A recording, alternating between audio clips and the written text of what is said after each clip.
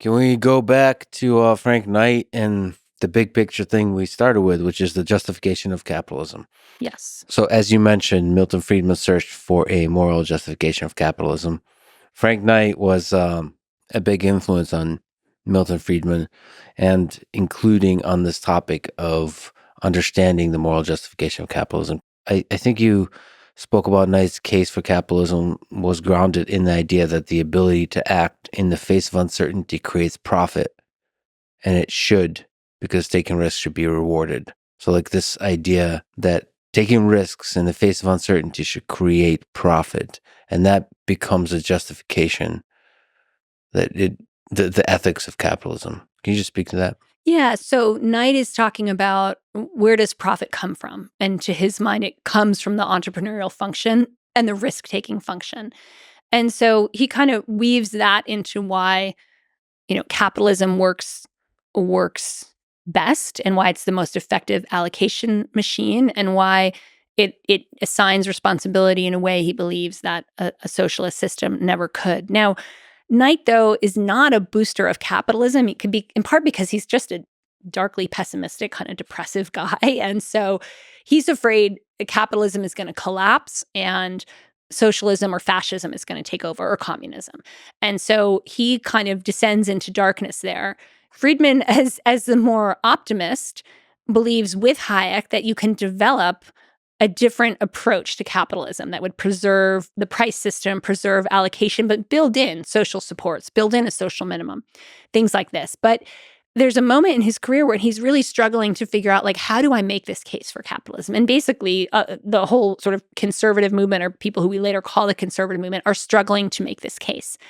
And he starts thinking about what makes capitalism work is that if you put forth effort, you get a reward. So then you could say, well, people get what they deserve under capitalism. But then he kind of stops and he says, that's not really true, because we're born with such different endowments and there's a huge quotient of luck, right? So some people are just in the right position and some people aren't. So if I say capitalism is moral because people get what they deserve, that's not really true. And he also kind of has like an ethical reaction, which he ends up calling like an aesthetic reaction. He's kind of like, it just doesn't feel right to say that. And so he struggles for a while with like, what do I say?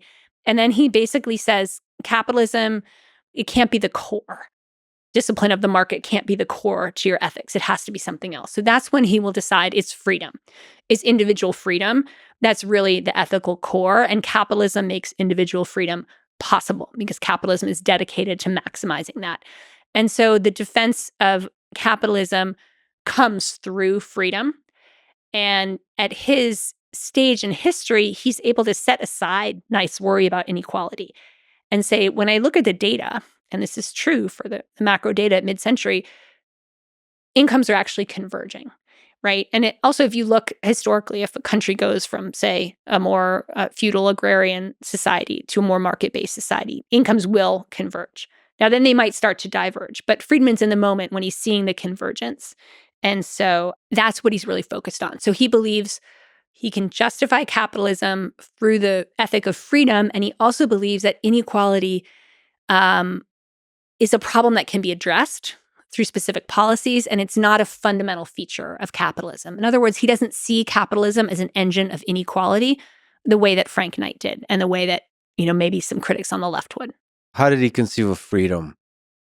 So individual freedom, economic freedom, political freedom, civil freedom. What was the tension, the dynamic between those different freedoms for him? So he really begins focusing on economic freedom. And he says it's really important to focus on economic freedom because in the United States, we don't value it enough.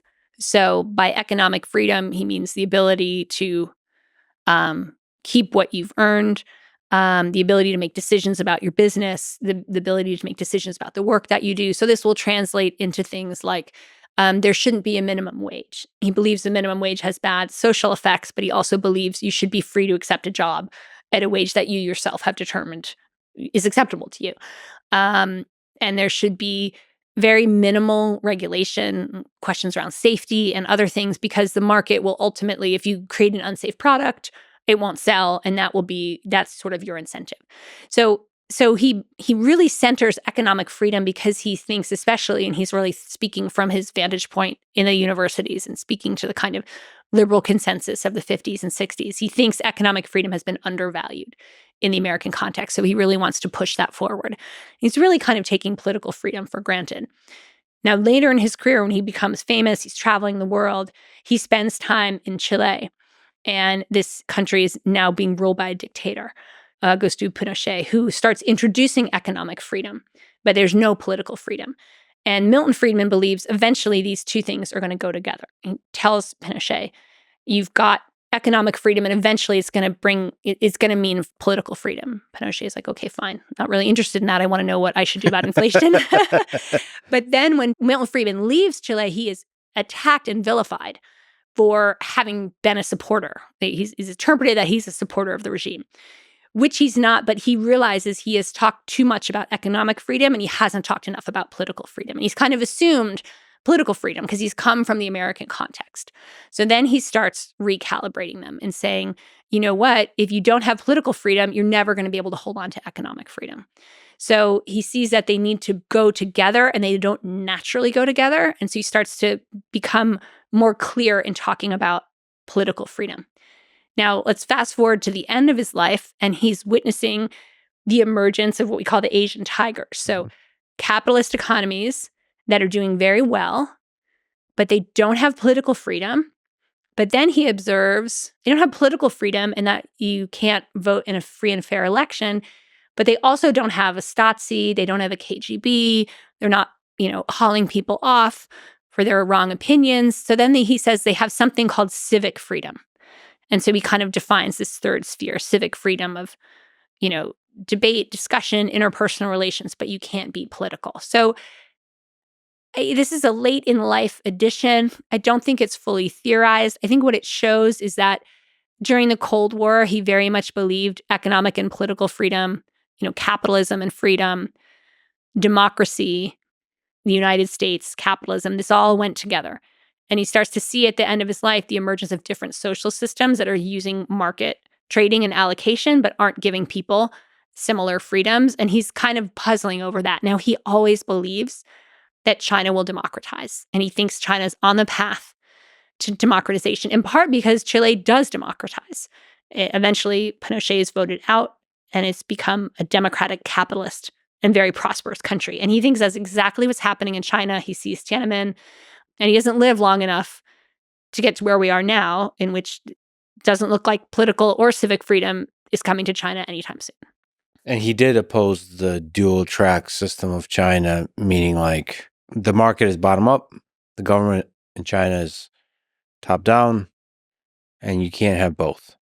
He thought you couldn't have both. Yeah. He thought eventually the market would triumph. Well, that's a really powerful idea to say, okay, maybe there's not political freedom, but just hold on to the economic freedom, and eventually that's going to give political freedom. Is that correct to say, like, start to work on the economic freedom and the political freedom piece will take care of itself? That's what he believed. Yeah, I think it's more complicated than that, right? The people who gain out of a system of economic freedom could decide to collude in a system where there isn't political freedom. That's certainly a scenario. So, but that was, again, that's that core idea of freedom, right? And that core belief that people want freedom and that people are drawn to freedom.